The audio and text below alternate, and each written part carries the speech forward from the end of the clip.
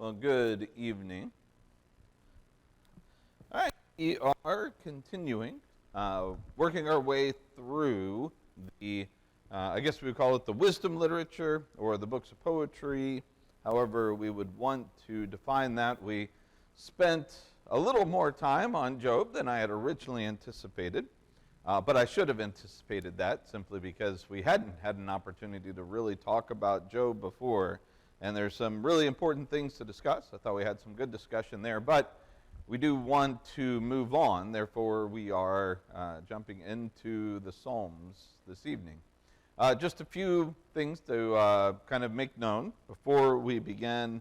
First of all, for anybody who's following things on YouTube and keeping up with stuff, we're at a spot right now where we're unable to edit properly at the moment to get things then posted onto YouTube. So that's going to be, there's going to be a moment, things up onto YouTube.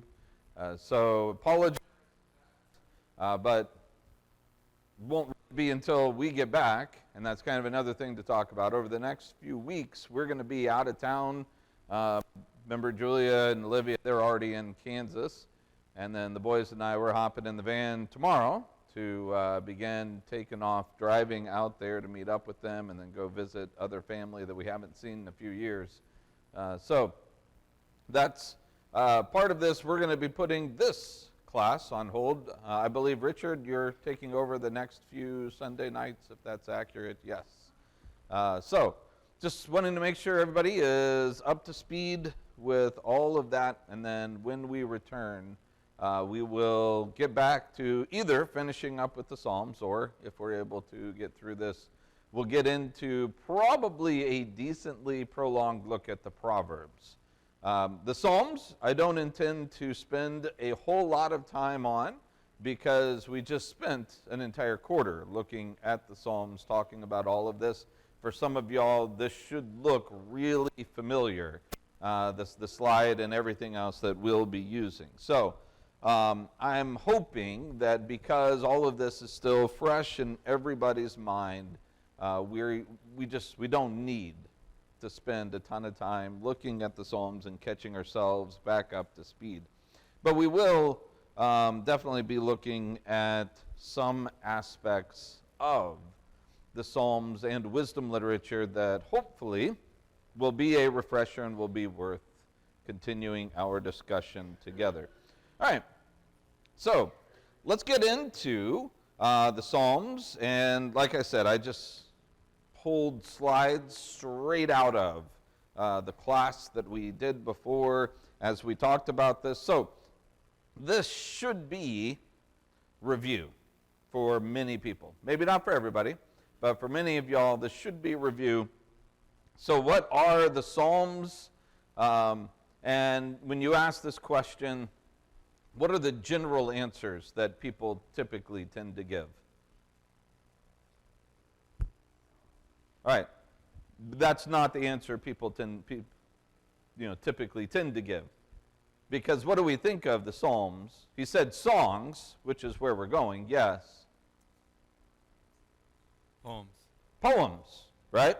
Poems, devotional topics. These are the prayers that you look at. These are the things, a lot of times that you go to envelop yourself in some kind of praise. But as Isaac said, when it comes right down to it, they are songs. When I use the term psalter, you all remember the term psalter, right? What is the psalter? Yeah, it's just the name of the collection of psalms. It is the song book, the hymn book, whatever you want to call it, that would have been a part of the worship for the Israelites. Much like our songbooks, the Psalter is their songbook. These are songs that they sang. So understanding that when we look into the Psalms and when we go through the Psalms, first of all, these are meant for worship. Even when you break them down, let me just ask this. are there psalms that seem to be corporate in nature? Generally speaking, yes, right? Oh, come, let us sing for joy.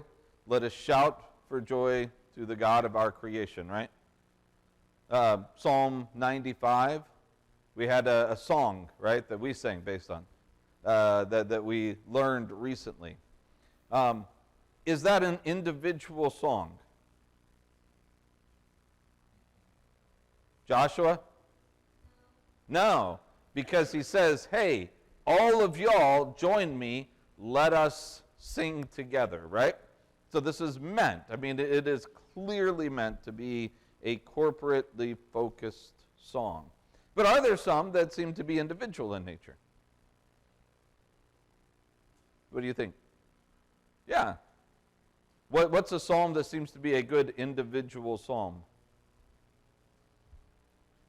23.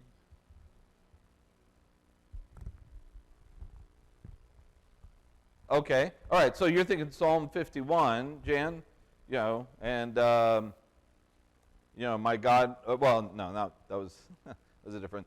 That was 22. But yeah, where he says, "Create in me a pure heart, O Lord." Yeah, against you and you only have I sinned and done what is evil in your sight. Yeah. All right. So very good. Ryan, which one did you say? You were right. I said 23. Yeah, Psalm 23. We just looked at that this morning, right? Referenced it. The Lord is what? Our shepherd? The Lord is my shepherd. Therefore, I shall have no want, right? So there are certainly some that are individually focused, certainly some that are corporately focused. So you have meant for a larger worship, have meant for private worship. Does that mean that when you come across a psalm like Psalm 23, that is strictly meant for private use? No. How often do we sing songs that are based on Psalm 23, right? Yeah. We sing them together. It's all of us reminding each other that we are all sheep in that flock. And that's kind of the thing about this, is these are meant to be sung. Why? Why would such an important aspect, and this is review here, hopefully you're remembering this, why would such an important aspect of worship specifically meant to be sung? An aspect of even just the Bible, one of the largest books of the Bible itself, is just a bunch of songs. Why is that?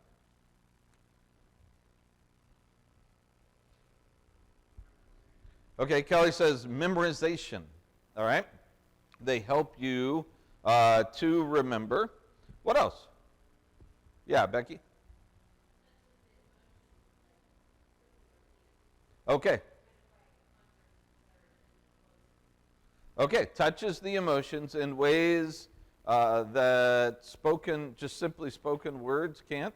And then Becky gave the illustration of people attending concerts compared to poetry readings, right? One typically has a better result to it. And really, you guys keyed in on kind of the main reasons, I think, for this. You have, first of all, the emotional connection with songs that is so valuable. And then the idea of the teaching tools as well. So let's talk about the emotional connection of songs. I don't think. Can't remember exactly which ones got copied in here. But when you talk about, I think I took it out, the emotional connection, how many of y'all can remember a song, not a hymn necessarily, not a Bible song, but just a song that you connected with?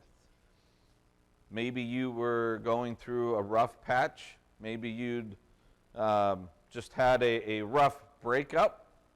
Maybe you just lost a parent. or a grandparent or someone who's close to you. Maybe you had had something incredible that had taken place and you were just loving life. And just at that time, there was some song that you heard and you listened to the lyrics and it just really resonated with you. Has that ever happened to anybody? Yeah. It tends to, right? That's the idea. I believe that is inherently built in to our ability to sing. That with singing comes this synapses firing, whatever you want to say, in the brain that draws connections to things that appeal on an emotional basis so that we have a higher awareness and a higher connection to the feelings that we have. And then also, especially for an oral society, singing helps to teach things. How many of y'all learned your ABCs with the song? A couple of you? Probably, right? What about the apostles? How many of y'all learned the apostles by singing a song? All right, probably a number of you. Books of the Bible? Yeah. I never was acquainted with the books of the Old Testament song. That one I just had to sit down and just memorize at some point when I was like, I probably should know these things. But generally speaking, though, even learning is a whole lot easier if we're able to put it to song. And I think there's a reason for that. That's how we have been created. So when reading then, going through and we open up to the Psalms themselves, as we are studying a psalm, and if we go to Psalm 23, the 23rd Psalm, by the way, just to re-emphasize this point, is this the book of Psalms chapter 23? What does a chapter indicate? It's a continued story. Yeah, that there's continuity from one chapter to the next, that you're following the progression of thought or story or something else. Is that the case with the Psalms? No, it really isn't. And so there are going to be some books, like we'll talk about this maybe, we probably won't spend much time with it, in Proverbs where, you have chapters.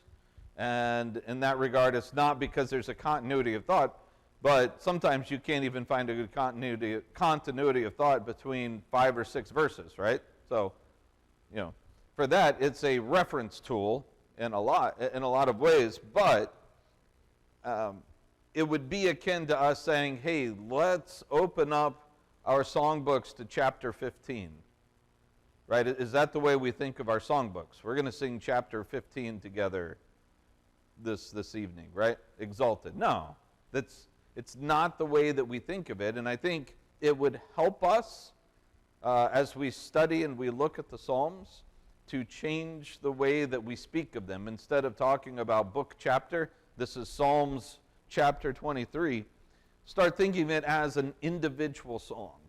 This is either Psalm 23, we're talking about the psalm itself, or the 23rd Psalm, or something like that. Does that make sense? So I think that would help us to wrap our minds around the idea that these are songs themselves. So as we look at it, we ask questions like, what is it about this psalm that resonates? And in Psalm 23, why is this a psalm that has made such an impact on so many people? If I were to ask that question, what's your answer? What is it about this psalm that resonates? Mike? It's this tremendous personal connection with your Creator.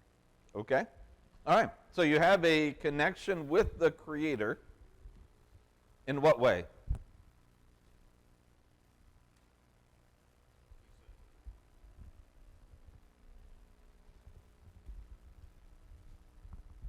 solace and comfort is what I would see out of as far as with how you connect with the writer. Okay. All right. So an individual connection with the Creator. It's meant to give solace, comfort. All right. Anybody else? All right. Is this very specific to David? No. I mean, some of these Psalms you look at and you say, okay, I have to do a lot of translation here from David's situation to understanding. Just go one chapter before this. Go one Psalm before this, right? Psalm 22. Is that one something that is a universal psalm that everybody experiences?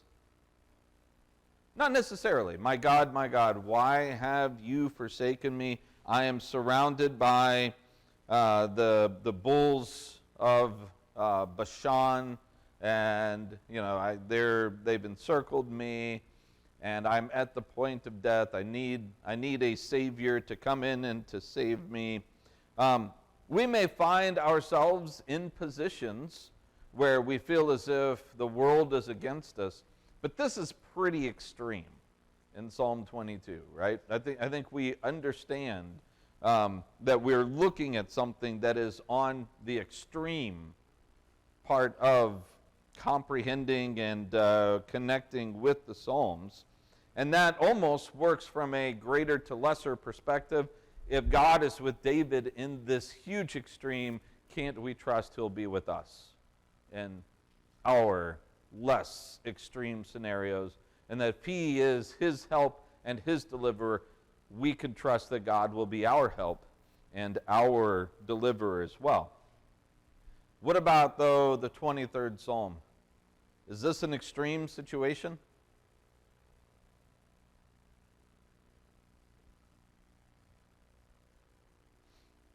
No. This is just life, right? This is somebody talking about his trust and his hope just in his daily life. And he says, this is why I have peace. This is why I have comfort, because the Lord is my shepherd. And we can all share that kind of intimate feeling without having to reach to some kind of an extreme and say, well, maybe I would think that if I were in this situation. No, whatever situation we're in, this can resonate with us. And so you'll kind of ask this question about the Psalms, whichever Psalm you're going through. You say, what is it about this Psalm that connects with people?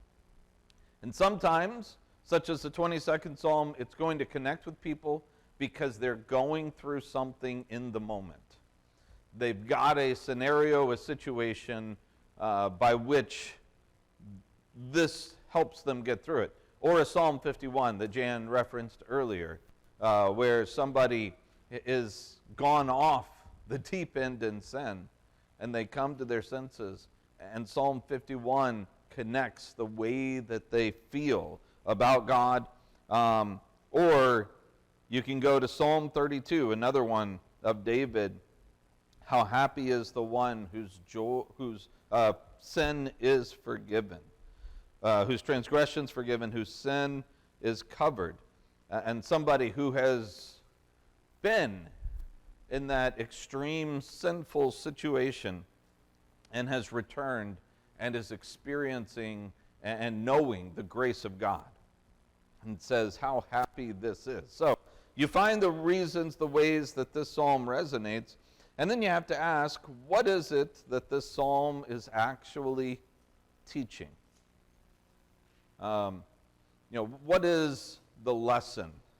Such as in Psalm 23. By the way, are songs supposed to teach? Yeah. And we understand that. We even have Bible verses that tell us that, right? Just very specifically. What does it talk about? Ephesians 5, Colossians 3, it talks about singing psalms, hymns, spiritual songs, right? For what purpose? Teaching and admonishing one another with the psalms, the hymns, the spiritual songs. So we understand that as we look at these, as we sing songs, sing the psalms, we are teaching each other. And there are lessons to be learned from this. Such as Psalm 23. What are we teaching?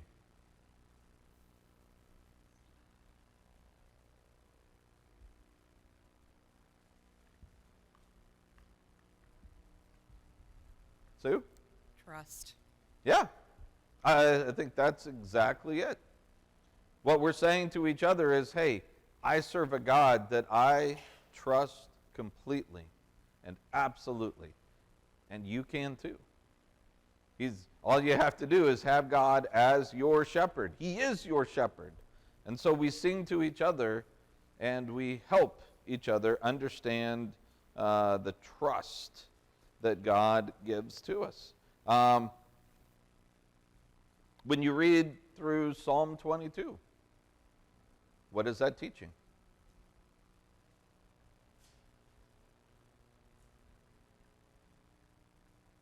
It may have been a while since you've looked at Psalm 22. That's fair.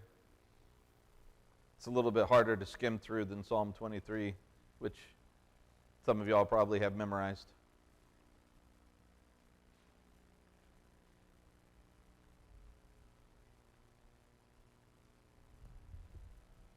Humility. Okay, humility. Ryan says humility. Yes. But what else? What, Joshua? Pride? Well, no, you don't really get that in Psalm 22. Quite the opposite, actually.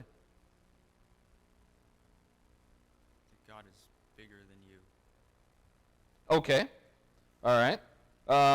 That God is bigger than what? More than just bigger than you, but bigger than. Okay, whatever's going on, Kelly. Okay, hold on. Microphone's coming. All right, go ahead. If it doesn't matter how bad things get, God can fix it, and when He does, we can sing His praises. Yeah, yeah. That there is hope in a hopeless situation. That even though you may be in a position where you begin by saying what phrase? My God, My God, or where are you? Right? Why aren't you here? Why did you abandon me? Why did you leave me all alone? Why am I having to face all of this without you? Because that's what it feels like. That's what it seems like. God has left us. He's abandoned us. And so we're in that situation, and the psalmist here says, yeah, I've been there before. But, yet, even so, these are key words to Psalm 22. Even though it feels like I've been completely abandoned, what does he then say?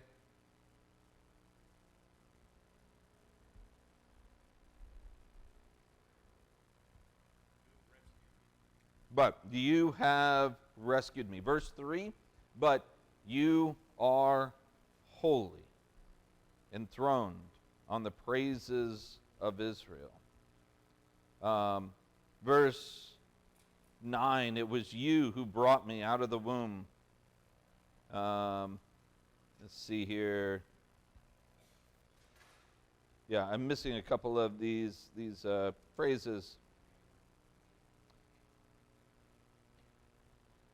Yeah, 19, but you, Lord, don't be far off. My strength, come quickly, rescue me and save me. 21 is the turn, you answered me. And so through all of this, you have somebody who's in a hopeless situation who clings on to what?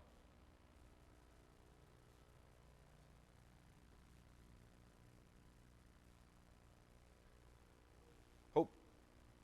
And the hope is in God. It's a hopeless situation. It appears that God is gone. He says, but even so, yet I still put my trust in you. This is the huge dynamic, I think. This is what it teaches us in the 22nd Psalm. And that God, as Mike says, answers. And so this really is ultimately the whole rest of this. Verse 25, I will give praise in the great assembly because of you. I will fulfill my vows before those who fear you. Let's see, verse 30. Their descendants will serve him. The next generation will be told about the Lord, and they will come and declare his righteousness to people even yet to be born, and they will declare what he has done. As if there's this great catalog of witnesses that is out there of God's work among his people. And this is an addition to that whole catalog of witnesses. These things that are declared to people and will be declared people from generation to generation, even those yet unborn are going to hear about God's deliverance, so that they will be able to what? In their time of need? Trust God. They will have hope in their hopeless situations, and they can trust God. And so these Psalms teach us things as we sing through those together. All right, as we look, Psalm titles, things that we look at, there are superscriptions that you have with a lot of these Psalms, and some of them specify the author. Some of them specify the author and give more information about it, such as we've been looking at Psalm 51. What does Psalm 51 tell us? It gives us a context, right?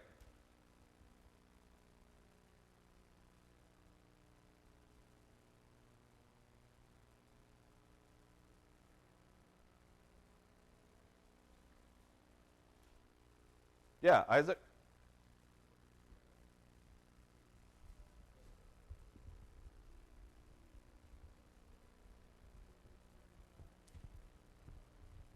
Told him that what he did was wrong. Okay, so this is a song that is very, very specific to the scenario when Nathan the prophet confronted David over his sin with Bathsheba, right? This gives you a context to read it in. Earlier, just a few weeks ago when Jerome was here, and for his Thursday night, do you all remember which psalm he looked at? Slept since then, but the third psalm, Psalm 3. It has a superscription to it. What does the third psalm tell us?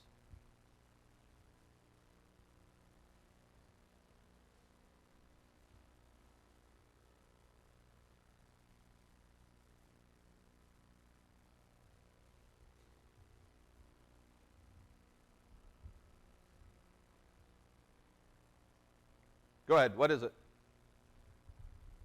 A Psalm of David when he fled from his son Absalom. Yeah. So it tells us, read this in light of David fleeing from Absalom, right? This is the context by which you'd read it. By the way, if you read Psalm 3, that's not something that just jumps out at you. It's not something where you're just like, oh, okay, yeah, duh, this makes perfect sense. If you don't have that superscription, you may not connect those dots together. But with it, I think it really helps. Sometimes all it does is just give you the author. And then without any other information, Psalm 23, it just says a psalm of David. And then most of the Psalms don't give you any extra information at all. It's just a psalm. So, what we do need to understand is these superscriptions, may or may not have necessarily been penned by the author of the psalm. When David wrote Psalm 51, he might not have put at the top a psalm of David when Nathan the prophet confronted him concerning his sin with Bathsheba, right? That may not have been original to the psalm itself as the psalm was written, and that these are additions that are later added to them. So how are we supposed to view that then?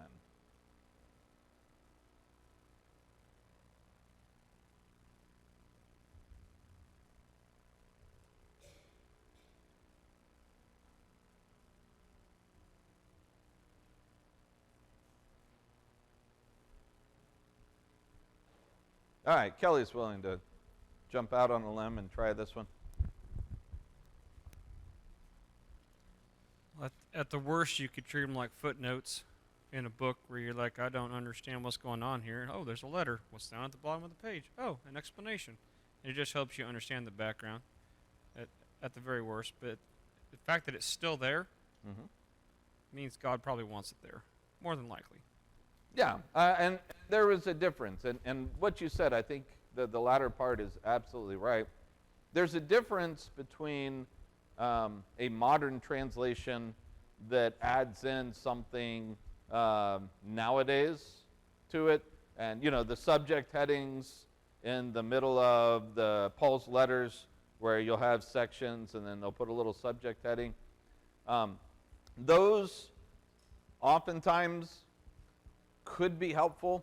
A lot of times they're just brutally bad subject headings, and they take you down the wrong path of understanding anyway. A lot of times they're spot on, they're good. But those are our additions today, right? These, however, are additions that were probably put in, if not close to the time of the original, at least when the Psalter itself was put together as a songbook, which, does anybody remember my view of when that probably was? Took its final form? All right. Probably around the time frame of Ezra and Nehemiah's day. Put it around the time of the writing of the Chronicles and such at the very end. This is when they would have had full access to all of the Psalms from Moses' Psalm all the way to the very last ones that were written. They would have known about the books of David, or the book of David, or the Psalms of David, which is in our way of breaking down the Psalms, book 1 and book 2, right? You're familiar, y'all remember this? After, I think Psalm 72. Yeah, in Psalm 72 and verse 20, what does it say?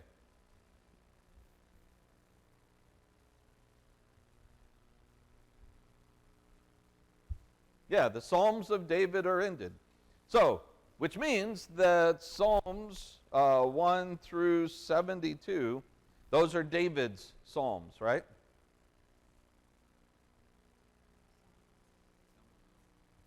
Some of them, yeah. But at least we know David doesn't have any more Psalms after 72, right? Except that he does, right? And so this note doesn't make much sense, does it? Because it's not even saying that all the Psalms David writes Psalms after this. How are we supposed to understand and make sense of the fact that the Scripture, it tells us the Psalms of David have come to an end? And I think the whole idea behind that is that that's what the name of the first two books that are compiled out there. We might say this is, if we were to compile and put all of our songbooks together into one, you know, we might get to the end of the first section and say the end of hymns for worship, or the hymns for worship has come to an end, because that's the name of our songbook, right? That is the name of our songbook, isn't it? Isn't that what we use, hymns for worship? Yeah. So we'll say the hymns for worship has come to an end, which then we know as we move into the next one, we're looking at the supplement for the hymns for worship as we move on. I think that's all that is. It's just the name of the first two as a package together that was circulated around as the Psalms of David, is what they were called, what they were known as. And then those, they added other compilations of psalms onto those, maybe even did some rearranging. So, all of that to say, this stuff took place at a time when I believe these people were still inspired. They're still doing, even though they're doing editorial work at a later date, they're doing it under the inspiration of God. That's totally different from us today, adding in editing notes or things such as that. Can you see the difference between it? So I think those are supposed to be there. All right, let's talk about psalm notations. These are words that get thrown in as you're reading through the Psalms. And I'm just going to fly through these because, quite frankly, we just don't know much about them. You see the word Selah that's used, probably a musical notation. Some believe that that was the point in which you would have a crash of cymbals or something like that at an important spot in the psalm itself. A higgaion, maybe it's meant for a certain type of instrument that would be used when it talks about it being a higgaion.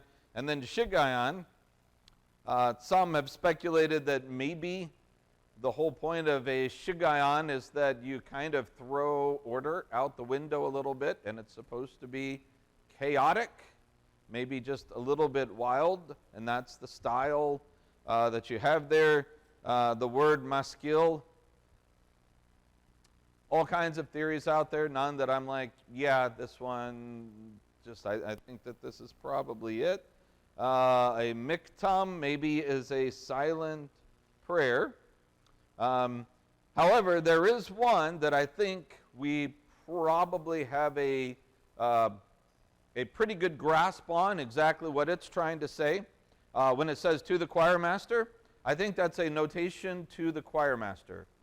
I feel confident with that one, that maybe we know what's going on there. And then sometimes you'll have psalms that say this psalm is according to, and then it'll give something that probably means that it's using a known tune, and it's providing other words for that. So these are some various terms that you will use or see used that meant a whole lot more to them than they do for us. But these are the type of questions that people have. All right, I mentioned this earlier, the compilation of the Psalms itself. How many books are there? Anybody remember? That's exactly right, Joshua 5. Good job. Nailed it. Joshua was back there just like this. So good job, Joshua. Yep. Yeah, in the Psalms there are 5 books, and they break down in this way. Psalms 1 through 41 is book 1, 42 through 72, 73 through 89, 90 to 106, 107 then to 150. We don't have anything that expressly breaks down and tells us this is why the order that they are, this is why these psalms are a part of this. I've theorized, and I mentioned this before, that maybe they're taking pre-existing compilations of songs, songbooks, and they're kind of putting them together. But there also seems to be some specific, what's the word I'm looking for, purpose behind it. And some people have said that you can look to the seams in order to see the progression that kind of follows maybe the books of Moses or such. When I say that, look at what Psalms 41 and 42 are doing. That's the seam between the first and second book. Look at what Psalms 72 and 73 are doing. or 89 and 90, or 106 and 107. And then they tend to have a way of going together in order to push the story forward.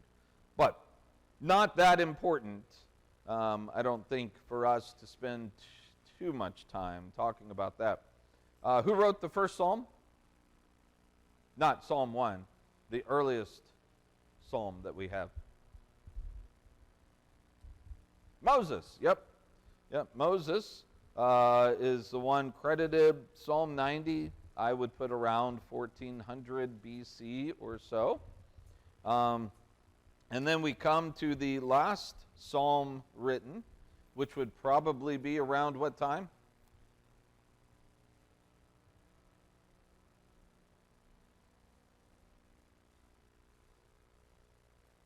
Joshua? No, it's going to be well after David. Good try, though.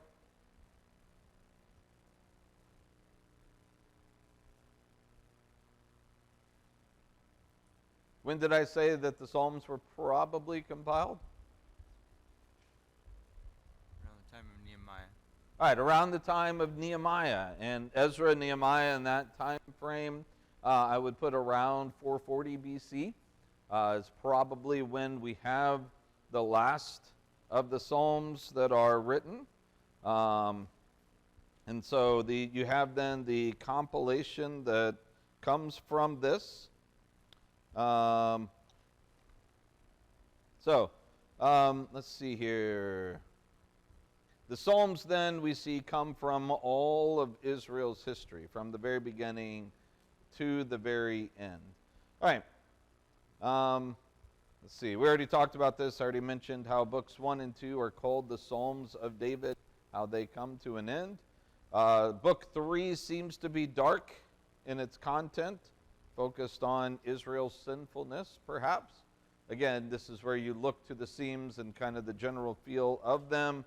The fourth book changes to a more hopeful mood because who's introduced in Psalm 90?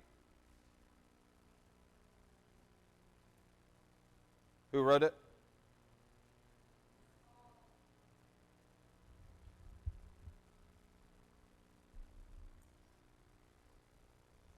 Samuel? No. Moses, right? We just mentioned this about 3 minutes ago, right? This is Moses' psalm, the very first of the psalms that was written in Psalm 90. And so you have kind of pushing a reset button on Israelite history. And so it becomes hopeful again, as Moses kind of says, anyway, kind of a reboot of sort. And then the last book is the most optimistic and the most messianic.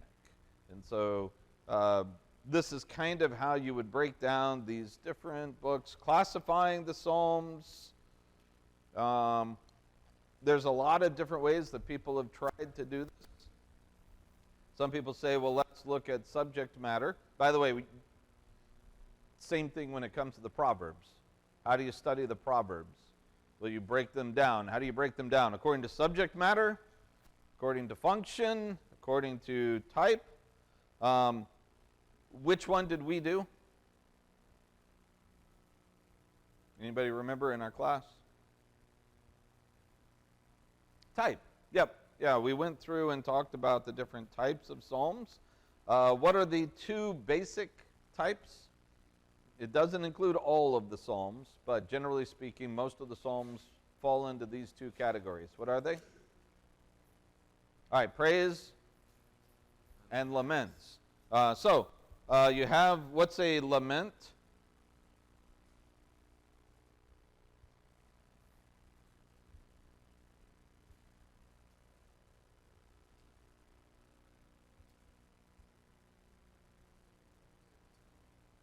Complaint, yeah. I mean, that's basically what it is. A lament is a psalm of complaint with what? With trust. And so you have those, and there are various types of laments that we looked at, that we broke down. Nearly 1/3 of the Psalms are laments. And then even in laments, sometimes you have a corporate lament. That is all of Israel saying, God, why have you done this to us? Sometimes laments are individual in nature. My God, why have you forsaken me? So either of those could be the case with the Psalms.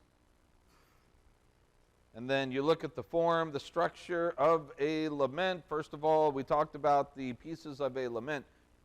By the way, who came up with the term lament? Do you guys remember his name?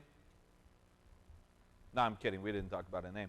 But are laments a biblical term that somebody says, hey, this is how we're supposed to study the Psalms? No, right? So, this is an inexact science. This is us saying this is helpful for us to think about it in this way and in these terms and in doing this. That doesn't mean that everything is absolute. So you have these parts to a lament. The address to God, the complaint, a request for help, affirmation of trust, and a vow of praise. Some psalms, laments, will have all of those. But not all laments have to have each of those pieces. Does that make sense? Yeah. It's just what we found as we looked at what we call laments over and over. These 5 things keep coming up. I say, as we found, people well before me and smarter than me, a long time ago, that's what they found. I did not have anything to do with creating these terms or categories or anything such as that. But what was found on a regular basis is these things kept popping up when you're looking at laments. And so generally speaking, a lament will include these things. And not necessarily in this order, not necessarily all of these pieces. All right, is everybody remembering this? Okay, so types of laments, you have the penitential psalms. What is a penitential psalm? Yeah, it's a psalm of repentance, right? Such as Psalm 51, one of the ones that we've been looking at. Psalm 51 is probably the greatest example of what we would call a penitential psalm. Be gracious to me, according to your abundant compassion, blot out my transgression, wash my guilt, cleanse me from my sin. And then you have imprecatory psalms. What are the imprecations, the imprecatory psalms? All right, calling God to bring curses upon enemies. And this is a right and just part of the Psalms, that there are plenty of examples of imprecatory psalms, and that's a way that it was viewed, that it was something that the psalmist would do. Trust, confidence psalms, such as what? 103. 103? Psalm So- 103. Did you say 23? Psalm 103. Okay, I thought you were saying 103. I'm just going to say 23 because that's the one that we've been focusing on, right? That's the one that's been a part of this. The Lord is my shepherd, therefore I shall have no want, right? Yeah. That's a trust psalm. Even though I'm walking through the darkest valley, I still feel no ill, right? Or I'm not scared, is basically the idea. All right. Next category, Psalms of Praise. These focus on praise. It's in the name. So structure, there's a call to praise and then a reason for praise. Now, Psalms of Praise may or may not contain these. Generally speaking, they often do. But then you have the types of the praise psalms, thanksgiving psalms. We're running out of time, and I think we can get through the rest of this. Again, we just spent an entire quarter on this. I don't feel like we necessarily have to do a deep dive into these things. Zion Psalms. What is Zion? Yeah, Jerusalem, but it's the place where, right, it's a place where God lives. And so Zion is the place where God lives because that's where the temple is. And that's where God's word goes forth. The Psalm of Ascents, these are psalms that they would have as you are making your way up to Jerusalem. Some people believe that these are the ones that you sing on this, that the priests would sing on their way up into the temple itself. There are other categories, the royal psalms, psalms that focus on God's king. You have wisdom psalms, such as Psalm 1 and Psalm 19, Psalm 119. Oh, no, wait, those are the Torah psalms. 119, 119. Those are the Torah psalms that focus on the law itself. But wisdom psalms that just talk about, well, just generally speaking, wisdom. I mean, most psalms could probably be considered wisdom itself, but there are some that are very particular to that. The Hallel Psalms is a series of psalms. I think those are the 113 to 118 that are specifically tied and attached to the Passover. And then authoring of the Psalms, we'll talk about this. David wrote at least, he's credited with 73. Asaph and his sons are credited with 12 different songs. Korah and his sons. And I think these are down the line relationally to what you have with the rebellion and such like that. Solomon is credited with 2 of the Psalms, Moses with 1, Ethan with 1, and Heman is credited with Psalm 88. And I believe that gets us through the Psalms. So, any questions or comments on any of that? Again, I know we rushed through a lot of that, but I feel justified in doing that since we did just spend an entire 13 weeks talking about these and breaking it down. This is just a review, just a reminder.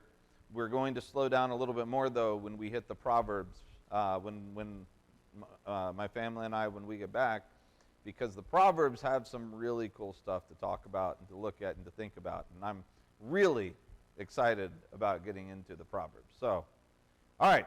Any questions or comments before I turn this over to Richard? All right. Thanks a lot, guys. Good class.